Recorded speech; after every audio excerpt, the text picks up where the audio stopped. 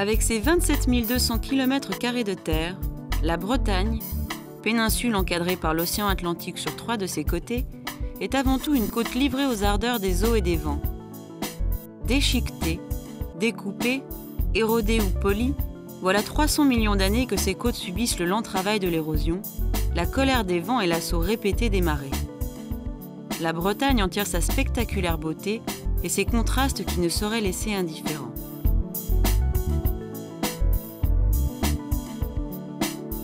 De la diversité de ses paysages, de la richesse de ses couleurs, la Bretagne est une région que l'on redécouvre fardée d'une luminosité différente à chaque instant.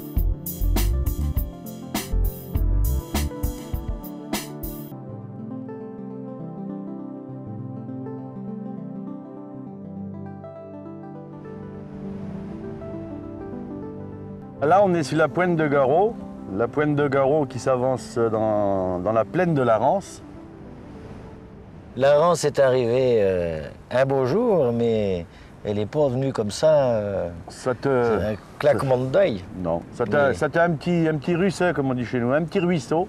On disait même qu'à l'époque, avec une mâchoire d'âne, on aurait fait un pont. Oui. Hein? On pouvait traverser sur une mâchoire d'âne. Oui, oui. Donc c'est dire si c'était pas large, si c'était un petit ruet de rien du tout. Oui.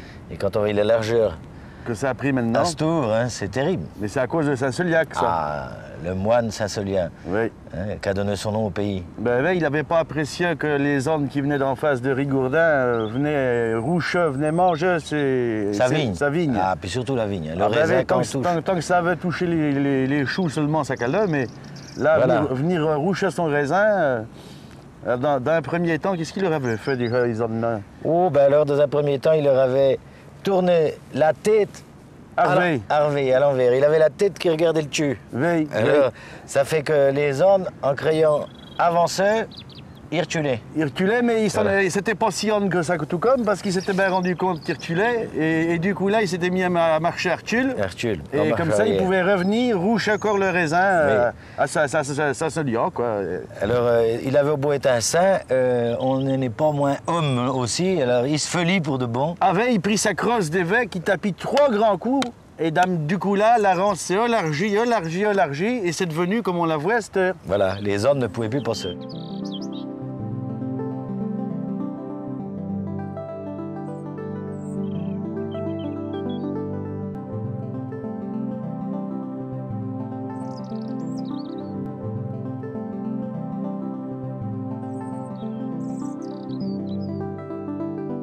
Ce serait un camp viking qui aurait été là, à l'époque où la Rance était moins large. Et donc, ils avaient bâti cette espèce de grand carré, là. Alors, on sait que ces charmants Normands, un peu broyards, un peu bagarreurs, sont venus dans le coin. Ben, on le sait d'autant mieux que c'est peut-être eux qui ont obligé les gens d'Alette à aller se réfugier sur le rocher de Saint-Malo. Oui. Enfin donc, comme on était quand même en Bretagne, ils sont tombés quand même sur des Bretons et ils n'ont pas pu rester là très longtemps. Non. Et ils sont repartis. Côté mer ou côté terre, tout porte à la rêverie et à l'épanouissement de l'imaginaire. En passant par Carnac et ses alignements mégalithiques, la forêt de Brocéliande et ses contes fantastiques, ou encore Saint-Malo et ses souvenirs de pirates, on se rend rapidement compte que la Bretagne est une source de découvertes inépuisables. La magie propre à cette région se retrouve notamment à travers les contes et légendes de Haute et Basse-Bretagne. Ces contes et légendes témoignent avant tout des origines celtes de la Bretagne. Les Celtes transmettaient oralement leur savoir et leur histoire en langue gallo.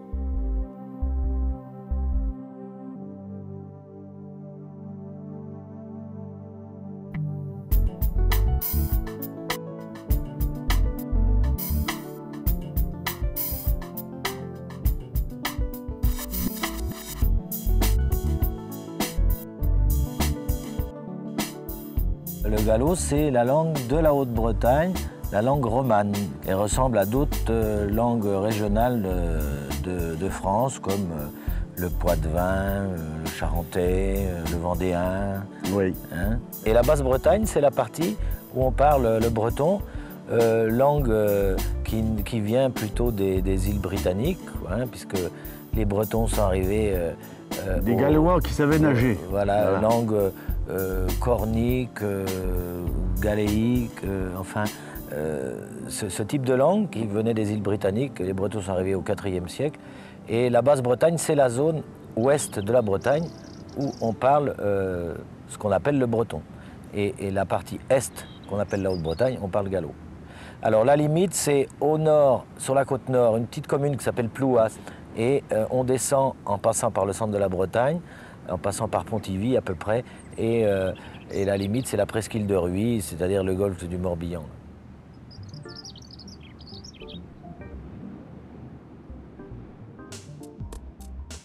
La race celte serait l'une des plus anciennes au monde. Les Celtes seraient arrivés en Bretagne, en Irlande et en Cornouailles après le déluge de l'Atlantide, il y a 11 000 ans. Ils se rattacheraient à la famille des Indo-Européens qui paraît se former en Europe orientale ou en Asie mineure il y a quelques milliers d'années. Selon un consensus scientifique, ils seraient originaires des monts de Bohême, entre la Bavière et la Slovaquie actuelle. Ils apparaissent en Europe centrale, entre 1000 et 800 ans avant Jésus-Christ. Ils s'appelleront Gaulois en Gaule, Scott ou Gaël en Irlande. En 77, les Celtes de l'île de Bretagne, de la Grande-Bretagne, les Bretons traversent la Manche pour s'installer en Armorique, qui veut dire petite mer en breton. Ils appelleront ce pays la Bretagne. La terre des futurs Bretons est alors recouverte de forêts, où vivent les populations autochtones paysannes que les envahisseurs organisent. La société celtique repose sur un modèle trifonctionnel dont la première fonction, religieuse, magique et juridique, est assurée par les druides. Les Celtes apportent avec eux les secrets du fer, la langue qui deviendra la langue gauloise puis le gallo, et une nouvelle religion, le druidisme, transmise par la parole des druides. En effet, tout ce qui était important, digne d'être retenu ou transmis, était oral. Des bardes conservaient dans leur mémoire l'histoire du monde et de la société. La tradition orale que les conteurs de Bretagne perpétuent à travers les veillées descend directement de nos ancêtres les Celtes.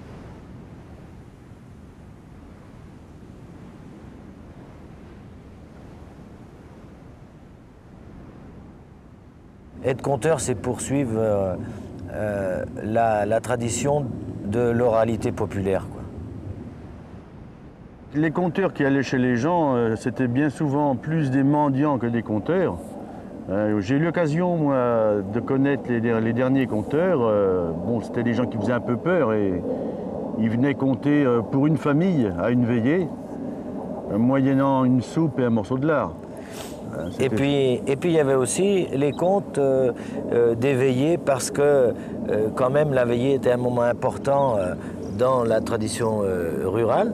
Les gens, après une journée de travaux, se réunissaient. Et puis surtout l'hiver, eh bien, au coin du feu, on racontait encore des histoires. Oui, le conte n'était pas seulement le conte pour enfants. Ce qui avait survécu à la tradition orale, c'était le conte pour enfants. Oui. Et encore bien arrangé. Mais le vrai conte populaire, il donnait effectivement un peu des indications morales aux gens. Ne pas rentrer tard la nuit, voilà, ne pas boire. Voilà. On pouvait rencontrer des ch'tains qui vous montaient sur leur dos sous forme de cheval. Avant, c'était le conteur qui faisait ça. Maintenant, c'est les gendarmes. C'est moins drôle. Oui. C'est moins drôle. Et puis il y avait aussi une certaine catégorie de contes pour enfants où, de façon déguisée, on disait à l'enfant, il ne faut pas suivre quelqu'un que tu ne connais pas, il ne faut pas faire confiance à quelqu'un qui vient vers toi et qui ne fait pas partie de la famille ou de l'entourage. Ne pas répondre non plus à des gens qui adressent la parole. Le haupou est un lutin qui crie ouh, et si on lui répond, il se rapproche de vous. À la 2e, 3e fois, il est devant vous, il vous prend par les pieds, il vous noie dans l'eau de mer. C'est sympathique comme petite bête. Et puis le conteur était quelqu'un d'assez âgé. Comme dit Pierre-Jacques Azélias, normalement on ne doit pas être conteur avant 40 ans. Oui. Et enfin, c'est ce qu'il pensait. Et parce que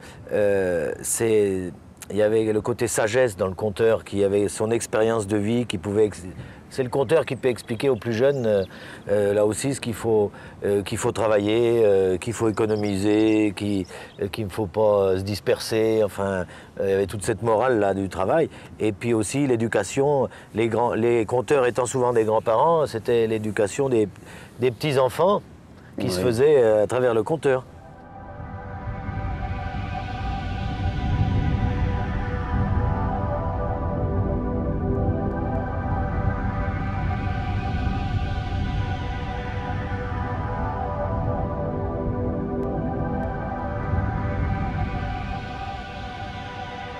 Pour les fées, pour les sirènes, pour les ch'tains, les lutins, tout ça, c'est les années, ça compte pas comme nous. Ah ben les siècles ne comptent pour rien, parce que c'est bien connu que si tu prends les Tuc-Gomon par exemple, eh ben, un gosse qui accepterait de suivre un Tuc-Gomon dans son royaume de sous-terre, à passer un récier un après-midi, hein, ah ben il va être bonesse bien sûr, parce que le Tuc-Gomon va lui donner tout ce qu'il va vouloir.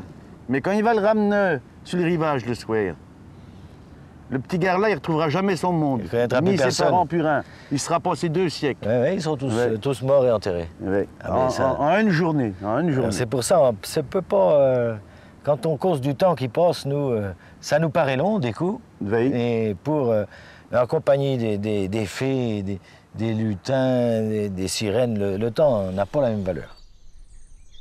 Ça, c'est un pays ch'tain. On veille bien que s'il y a eu tant d'histoires les ch'tains de la Rance, ils demeurent en bordure de Rance, dans le bouet, là, il n'y a pas mieux. Ah, sûrement que s'il n'a, ce sera plus là qu'ailleurs. Puis alors, sous la feuille, parce que les ch'tains, on dit que les ch'tains, c'est pas haut. Les lutins de par-chez-nous, ça ferait... haut comme ça, et quoi, au le chapet. Au le chapet, ouais. Au le chapet, c'est un chapet à métier pointu, là, oui. Avec la bande en argent dessus. Mais alors, ils sont vifs, hein. Ah, ils sont vifs, oui. On peut éviter les ch'tains avec un vieux clou rouillé. Voilà. Hein? Le ch'tain, tu lui donnes ton vieux clou rouillé, et il se demande ce que c'est, à quoi ça peut servir, et durant le temps-là, tu peux tenir le. Oui. Tu peux tenir le. Ou encore du rouge vif. Du rouge vif, mais bon. Mais je ne sais pas pouiller en rouge vif. Ou alors, il paraît, ce pouilleux Harvey aussi. Ce pouilleux Harvey. C'est-à-dire mettre sa veste... mettre sa veste à l'envers. Oui.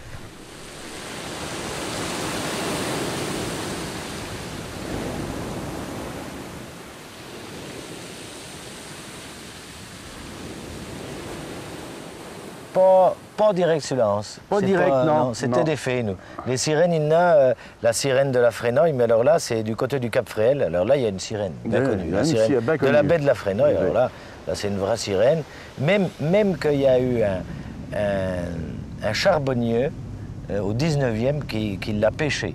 Oui. Il l'a pêché dans un grand filet. Et alors, et même que, comme ça a une queue de paillisson, les sirènes, même que la femme du charbonnier... Elle voulait la roucher. Elle voulait la manger. Oui.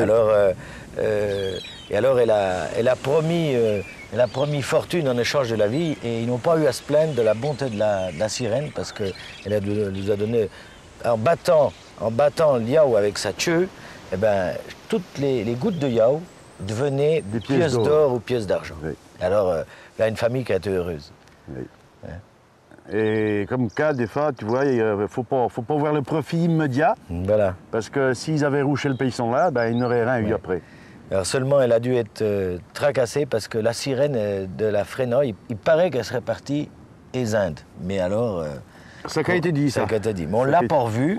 Mais comme on est ancien Quimper, qui dit que la sirène n'est pas revenue? On a les goulafés aussi, hein. Ah ben, des goulafés, il y en a tout le long. Il y en a par là. Des grottes que les fées demeuraient dedans. Hein. Ah ben oui, mais voilà, il y avait tout un tas de fées. Alors des fées, attention, il y a les petites fées qu'on va le soir, ou alors le matin, mais alors il faut se lever à la pique du joug. Oui, oui. Et alors, le soir, au soleil couchant, là, on les veille. Hein, mais il faut être patient, il ne faut pas faire de bruit. Et puis là, on veille les petites fées qui sont... tiens, grosses comme mon dard. Oui, ça fait manièrement de beluette. Des petits feux follets, qu'on dirait. Alors, des robes couleur d'arc-en-ciel. Oui. Et alors ça, c'est les petites fées qui sont au service de la reine des fées. La fée du bec du puits, là, c'est la reine des fées de la Rance.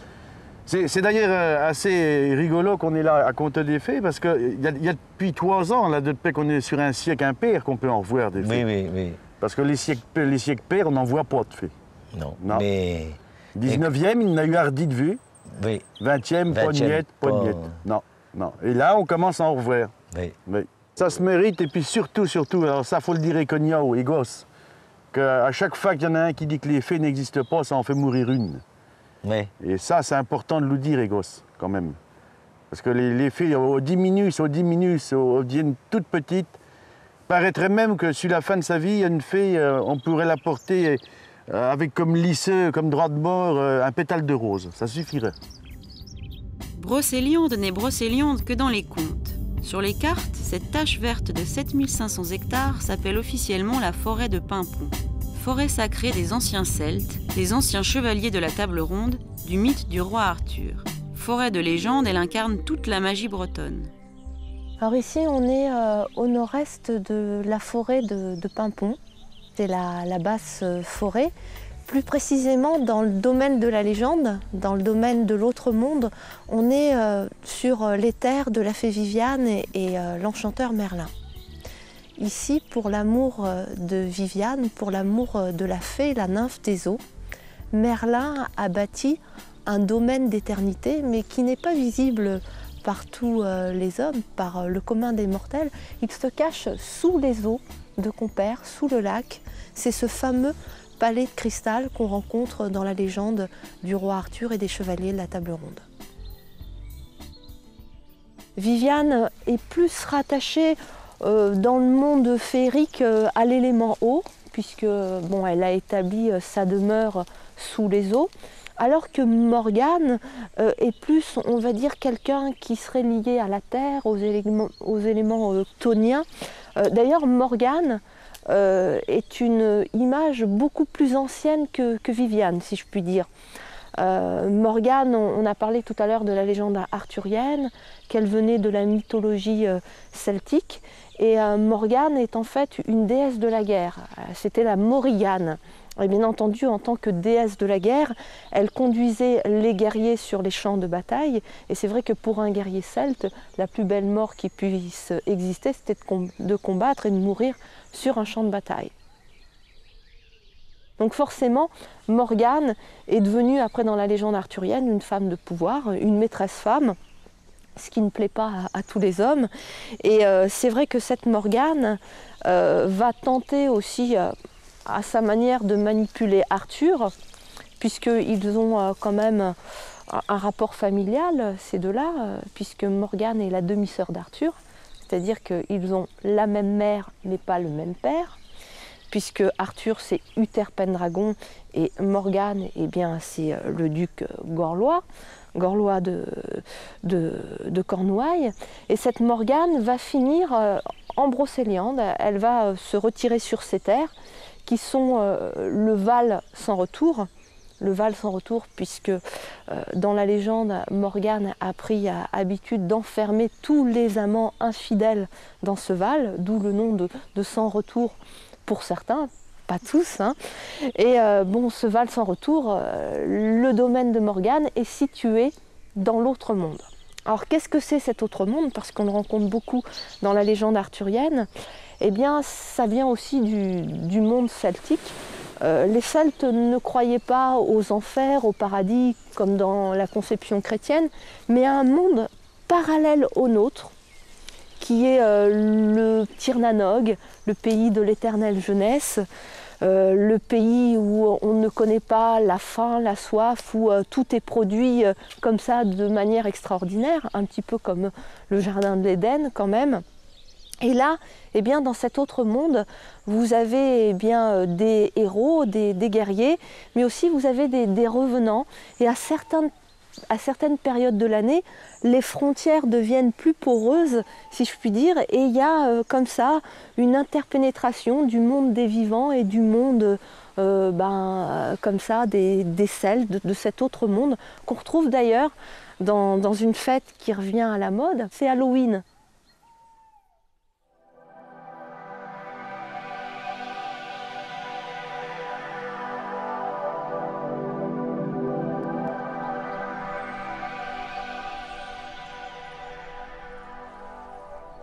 Arthur, c'est un roi, c'est un héros. Donc le héros a toujours une conception magique. Il ne peut avoir, on va dire, une naissance qui est celle du commun des mortels. Donc il y a, on va dire, une petite complexité au départ. Quand Uther, le roi de Grande-Bretagne, qui s'appelle Uther Pendragon, Pen en breton ça veut dire le chef des Bretons, tombe amoureux de cette femme, Igerne, la duchesse de Cornouailles, c'est apparemment une très belle femme, qui n'est pas la sienne malheureusement, mais est-ce qu'on commande ses sentiments? Je crois pas tout le temps. Et il va tomber fou amoureux de cette femme, et comme ce n'est pas moral quelque part, puisqu'il désire une femme qui n'est pas la sienne, la seule manière d'accéder à cette femme, c'est bien entendu la magie. Et c'est là que Merlin apparaît, en disant au roi, bien oui, moi je peux tout accorder, je peux satisfaire les moindres de tes désirs, mais en contrepartie, tu devras me donner quelque chose. Et Merlin, bien entendu, lui fait passer une nuit avec cette duchesse, en le faisant prendre l'apparence du duc, le mari de cette dame, mais le prix à payer, si je puis dire, c'est le fruit de cette union qui va naître, c'est ce fameux Arthur. Et Merlin va l'emporter. Il va l'emporter, mais il ne le garde pas pour lui. On peut imaginer qu'il va venir ici en forêt de Brocéliande, l'élever, lui enseigner la magie, mais apparemment Merlin n'initie que les femmes. Il n'initie pas les hommes, et il va le confier à un personnage qui s'appelle Antor, et qui est un petit vassal, un vavasseur, qui se trouve aux frontières de l'Écosse. Et Antor va élever Arthur comme son propre fils. D'ailleurs ça tombe bien parce que lui-même a un petit garçon qui s'appelle Kay, et le temps va passer 5, 10, 15 ans, jusqu'au jour où Uther meurt, la population désemparée pense qu'il n'y a pas d'héritier, et bien entendu Merlin, qui est toujours là pour, on va dire, enrayer la machine, la magie aussi, va proposer un tournoi. Bon, c'est une solution à l'escalier, mais en tout cas elle va être acceptée de tout le monde. Bien entendu, Merlin a déjà tout prévu, il a posé les jalons, et bien entendu celui qui va être le souverain de Grande-Bretagne, ça va être Arthur, grâce à ce fameux épisode qu'on connaît tous, c'est l'épée qui est fichée dans la pierre. Bien entendu, l'épée est réservée à Arthur parce que lui seul est prêt justement à accéder à la royauté. Ce qui fait, on va dire, la fascination que exerce toujours cette légende, et puis aussi qu'on s'y perd un petit peu parce que les personnages, on les connaît finalement. Arthur, ça nous parle, Merlin, Viviane, mais il y a plusieurs versions. Et c'est vrai que tout à l'heure, quand j'ai dit Arthur accède à la royauté en ôtant l'épée de la pierre, j'ai pas omis, je n'ai pas parlé sciemment d'Excalibur, parce qu'elle s'appelle Excalibur, cette épée, parce que dans certaines versions, l'épée que Arthur ôte de la pierre est simplement une épée de souveraineté, c'est-à-dire qu'elle le désigne comme roi, et ce n'est qu'après, parce qu'il va casser cette première épée. Au départ, Arthur est un peu fougueux, il ne maîtrise pas, il est tout jeune, il est adolescent, mais il va casser cette épée, et c'est Merlin qui va l'emmener ici, auprès de ce lac, et là, Viviane va lui remettre cette fameuse épée Excalibur, en lui disant que grâce à cette épée, eh bien, il aura toujours la victoire d'assurer, et que son fourreau dans lequel il va la ranger est aussi important parce que son sang ne coulera pas. On a un fond de cette légende qui est du domaine de l'oralité, qui plonge, on va dire, vraiment ses racines dans la nuit des temps, qui est bien entendu une mythologie surtout celtique. D'ailleurs, on peut même aller plus loin, on peut même parler de mythologie indo-européenne, mais en tout cas, ce qui est sûr, c'est que la mise par écrit se fait au Moyen-Âge, aux alentours de 1170. On est là, on va dire, au moment où il y a un auteur qui va porter vraiment la légende, qui va lui donner aussi ses lettres de noblesse, c'est Chrétien de Troyes. Les druides, il y en a plusieurs. Vous avez des bardes, des ovates. Merlin appartient, on va dire, à la classe des bardes. c'est-à-dire qu'il est la mémoire du monde. Il raconte l'histoire des clans guerriers et il est barde parce qu'il possède aussi un pouvoir magique. On le connaît sous le nom de l'enchanteur, mais d'où ça vient tout ça? C'est tout simplement qu'il a le pouvoir de la parole. Merlin a le pouvoir de la parole et aussi du son, puisque bien souvent il est représenté avec la harpe, qui est un instrument aussi magique, puisque grâce à cette harpe, dans certaines légendes du roi Arthur, il va se mettre au centre d'une danse de pierre et en jouant de la musique, il va pouvoir faire élever ces pierres dans le ciel alors que 5000 hommes n'avaient pas suffi justement à en soulever, à en déplacer, ne serait-ce que de quelques millimètres. Merlin, c'est aussi le maître des éléments. C'est celui qui manipule la pluie, le beau temps, qui se déplace un petit peu par le vent. Mais ce mage, cet enchanteur, qui a tous les pouvoirs, il a quand même une faiblesse qui est bien humaine et qui est, ma foi, très réjouissante. C'est qu'il aime la fée Viviane et il l'a rencontrée au château de Compère, ou du moins au cœur de Brocéliande, à la fontaine de Barenton. Et tous les ans, pas à n'importe quelle date, au solstice d'été, Merlin a pris l'habitude de rencontrer Viviane. Et tous les ans, il va lui livrer une bribe, quelques bribes de son savoir. Et un jour, Viviane va lui faire une demande étrange. Elle lui dit, voilà Merlin, j'aimerais connaître l'ultime enchantement. Alors qu'est-ce que c'est cet ultime enchantement? C'est tout simplement 9 phrases, 9 incantations qui permettent à une femme, à une jeune fille, de garder un homme auprès d'elle, sans barreau, sans prison, sans rien du tout. Et Merlin sait très bien ce qui va arriver. Mais il va accepter, comme il a encore un petit peu de temps à faire auprès d'Arthur, il a quand même lancé les chevaliers de la table ronde dans la quête du Graal, il va livrer une seule phrase chaque année à Viviane. Et au bout de 9 ans, le temps est arrivé, et Merlin court comme un fou droit vers son destin, vers Brocéliande, vers la femme qu'il aime. Et c'est le mois de mai. Et Viviane va le conduire ici, au tombeau de Merlin. Alors bien entendu, la légende nous dit que le tombeau n'y est pas encore. Mais il y a un arbuste qui est en fleurs, c'est la blanche épine, l'arbre des fées.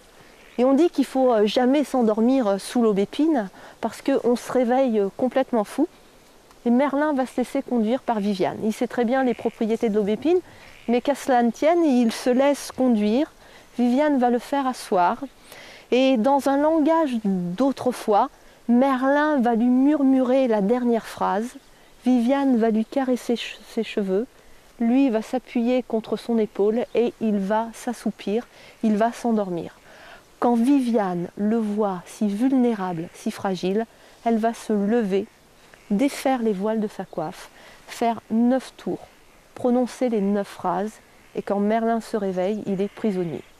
Alors c'est pas une terrible prison, hein. C'est tout simplement une colonne d'air qui monte jusqu'au ciel. Et il dit à Viviane, pourquoi tu as fait cela? Elle lui dit en haussant les épaules, mais tout simplement parce que je t'aime et je veux te garder rien qu'à moi. Mais autant de fois tu m'appelleras, autant de fois je viendrai te retrouver.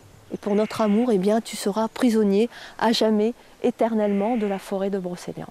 Alors voilà comment se finit l'histoire de Merlin, si on peut dire qu'elle se finit, puisque la légende n'a pas de fin. Et je crois que les gens ont bien compris, en venant rendre visite au tombeau de Merlin, que la seule mort qui puisse exister, parce que vous vous doutez bien que Merlin, comme je l'ai dit tout à l'heure, n'est pas enterré là-dessous, la seule mort qui existe, c'est celle de l'oubli.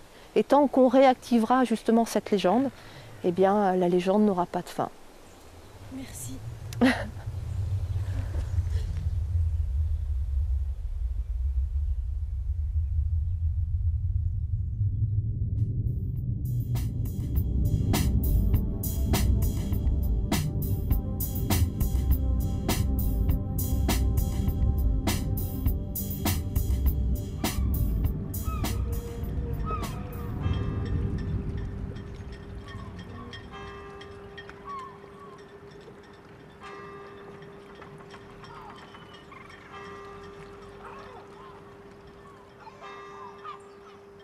Terrien, Éleveurs de bétail et agriculteurs à l'origine, les Celtes n'étaient pas des habitués de la mer.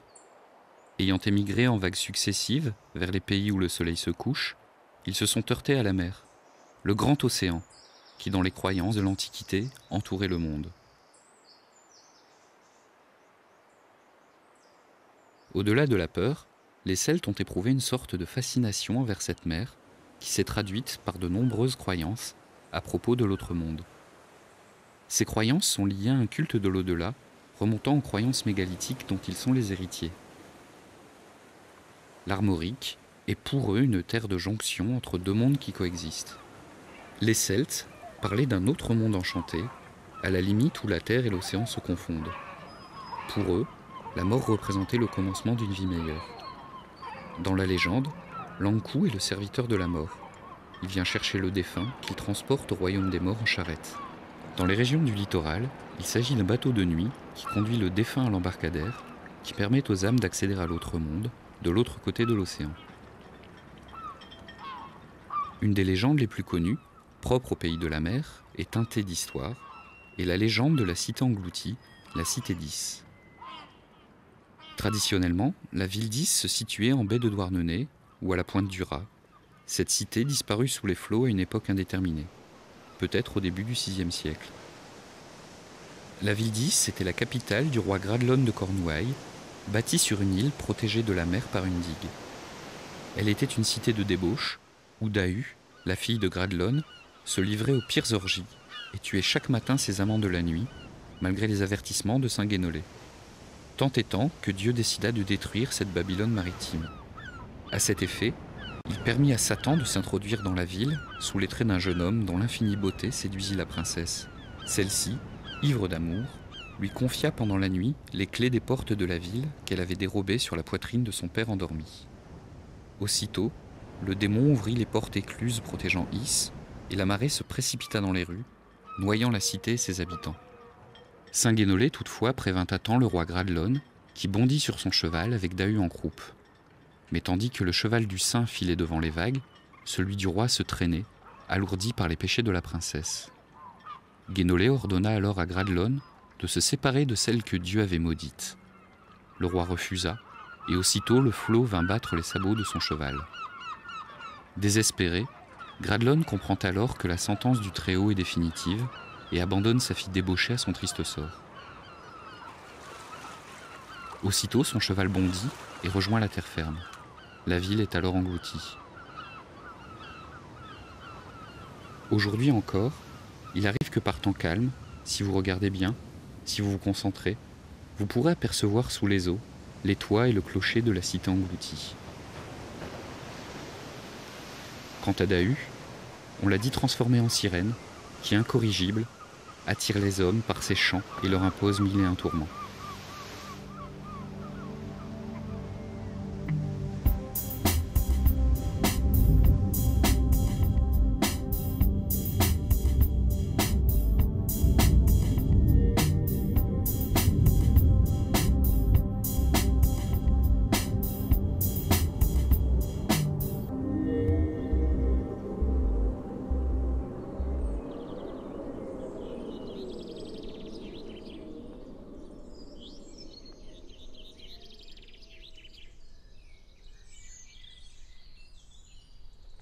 L'histoire de la Bretagne est inscrite dans ses pierres, à travers ses menhirs, ses chapelles romanes, églises gothiques, châteaux forts, citadelles maritimes ou manoirs du XVIIIe siècle. De 5000 à 2000 ans avant Jésus-Christ, c'est la période néolithique. Avec quelle civilisation les mégalithes sont-elles arrivées en Europe? Nous n'avons aucune certitude, mais vraisemblablement, ces blocs de pierre étaient la manifestation d'une spiritualité et du culte des morts. Il s'agirait de monuments funéraires. Les Celtes ont alors réutilisé ces sites mégalithiques. Les sites mégalithiques sont soupçonnés d'être la représentation du cosmos sur la Terre. Les dolmens étaient considérés comme les portes de l'autre monde, les déesses puis les fées apparaissant sur les tertres. La Bretagne possède le plus grand nombre et la plus grande diversité de ces pierres. Il en reste plus de 3000 dans la seule région de Karnak, étendue sur presque 1 km de longueur.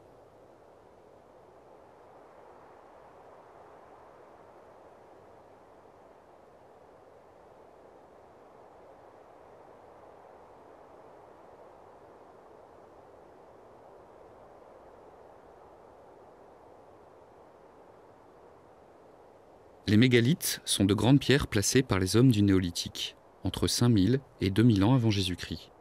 Ces monuments ont été dressés par un peuple mal connu. Ils devaient avoir atteint un certain degré de civilisation pour déplacer et mettre debout des pierres pouvant atteindre jusqu'à 350 tonnes. La signification et l'origine de ces édifices est incertaine. On en distingue deux types. Les menhirs et les dolmens. Menhir signifie pierre longue en breton. Ce sont des monolithes dressés, disposés de plusieurs façons. Les menhirs isolés, généralement très hauts, étaient placés sur un point d'eau, sur un sommet ou à proximité d'une tombe. Le grand menhir de Locmariaquer, aujourd'hui brisé en 5 morceaux, mesure 20,30 mètres et pèse environ 350 tonnes. Les menhirs groupés, disposés en file ou en alignement, tels ceux de Karnak, seraient les vestiges de monuments religieux consacrés au culte de la lune ou du soleil.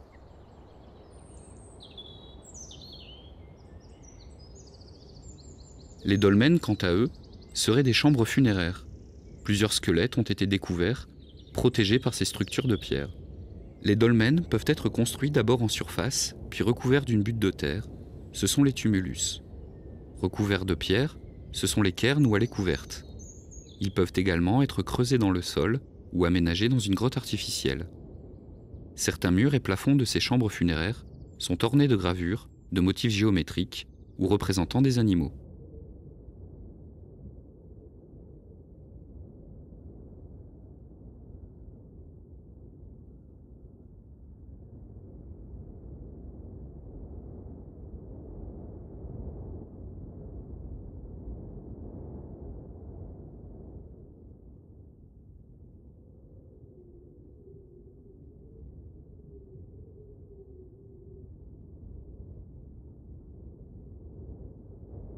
Les tumulus ont un diamètre d'environ 15 mètres. Ils recouvrent une fosse rectangulaire contenant un cercueil en bois dans lequel est placé le défunt. Celui-ci est allongé sur le dos et accompagné d'un bagage qui trahit sa situation sociale. S'il s'agit d'un guerrier, une épée, le harnachement du cheval et un récipient en bronze font partie du mobilier funéraire.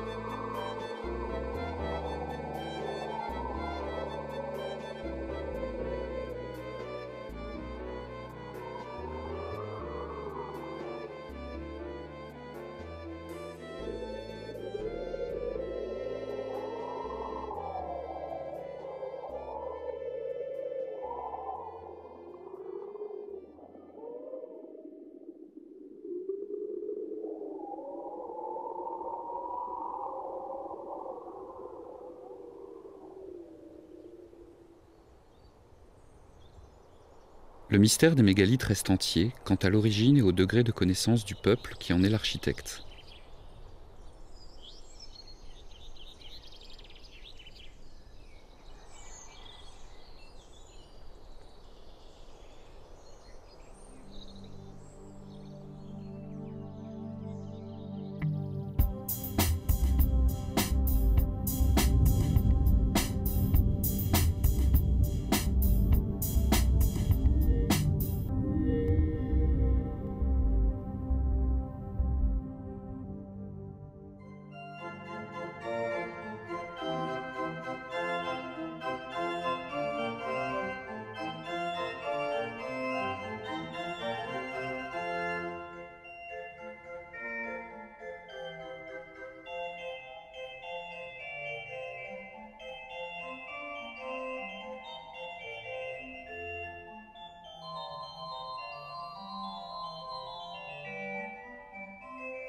Au fil des siècles, la Bretagne, terre catholique, a superposé sa ferveur à ses superstitions. Elle a tracé des croix sur ses mystérieux menhirs, construit des chapelles sur d'anciens tumulus, fait côtoyer sur ses églises des statues de la Vierge et des représentations de Morgane et des sirènes avec les 12 apôtres. Partout, la présence de la mort et de l'enfer revient comme une obsession. Sur les calvaires, au fronton des églises ou sur les ossuaires formant les enclos paroissiaux.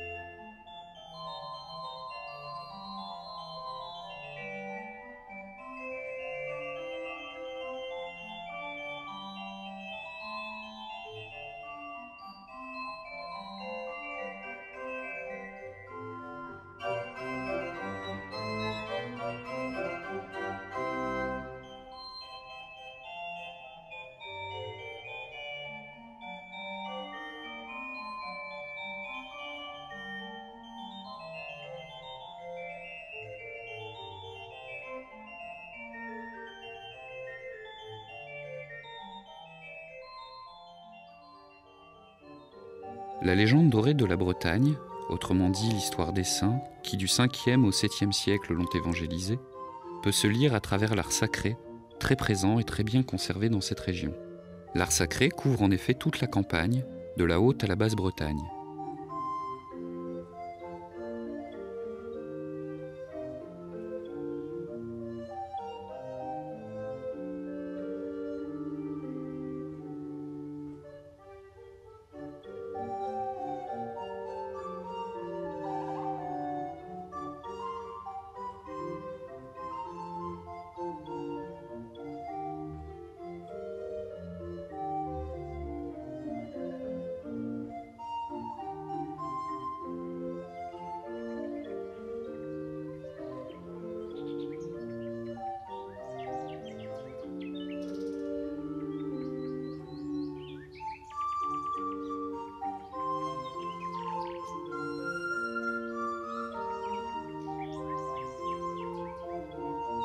Villages et bourgs sont comme satellisés autour de l'église et de l'enclos paroissial.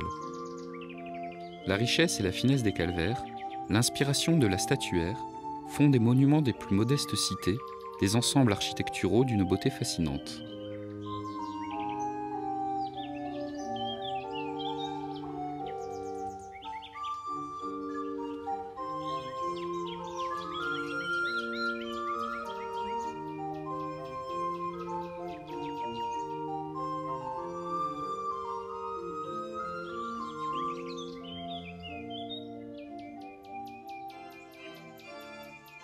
L'enclos paroissial est l'ensemble monumental le plus typique que l'on rencontre dans les bourgs bretons. Il s'ouvre habituellement par une porte triomphale, donnant accès à l'église, au calvaire et à l'ossuaire, et permet à la vie paroissiale de rester étroitement attachée à la communauté des morts, puisque l'enclos a pour centre le cimetière.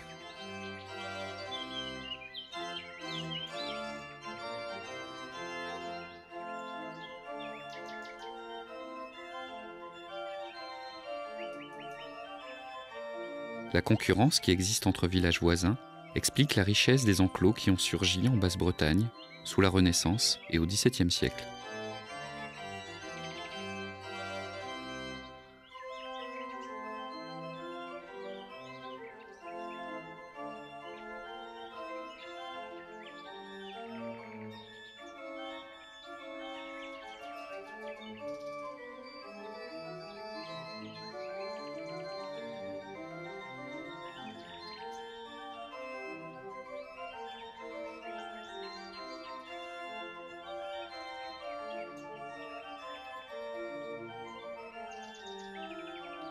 la porte monumentale est traitée en arc de triomphe pour symboliser l'entrée du juste dans l'immortalité.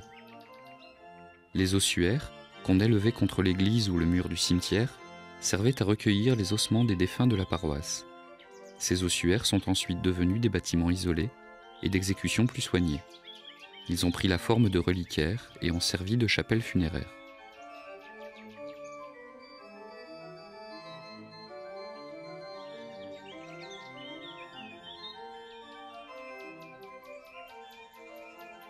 Les calvaires, eux, sont de petits monuments de granit, groupant autour du Christ en croix des épisodes de la Passion. Ils servaient à l'instruction religieuse et étaient essentiellement l'œuvre de tailleurs de pierre villageois.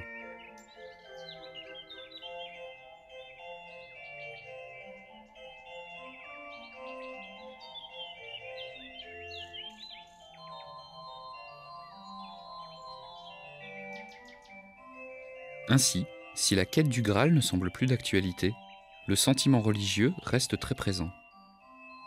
La Bretagne demeure une région riche de traditions, dont l'identité forte ne semble pas, tout comme ses légendes, souffrir de la modernité.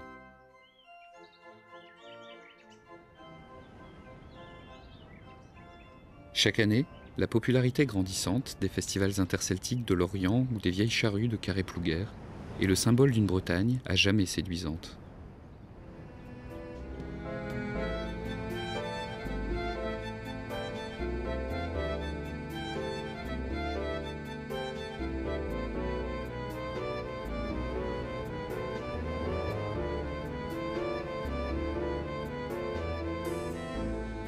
Le conte, ça fait rire, ça peut faire rire, puis ça fait rêver aussi, quoi. Et peut-être que les gens ont besoin de rêver. Oui, ils ont besoin de rêver et de rire. Donc le conte est tout trouvé pour répondre à ces deux fonctions. Là. Il faut se laisser emporter par le conte, ou par le conteur, mais il faut rentrer dans son jeu, dans son histoire.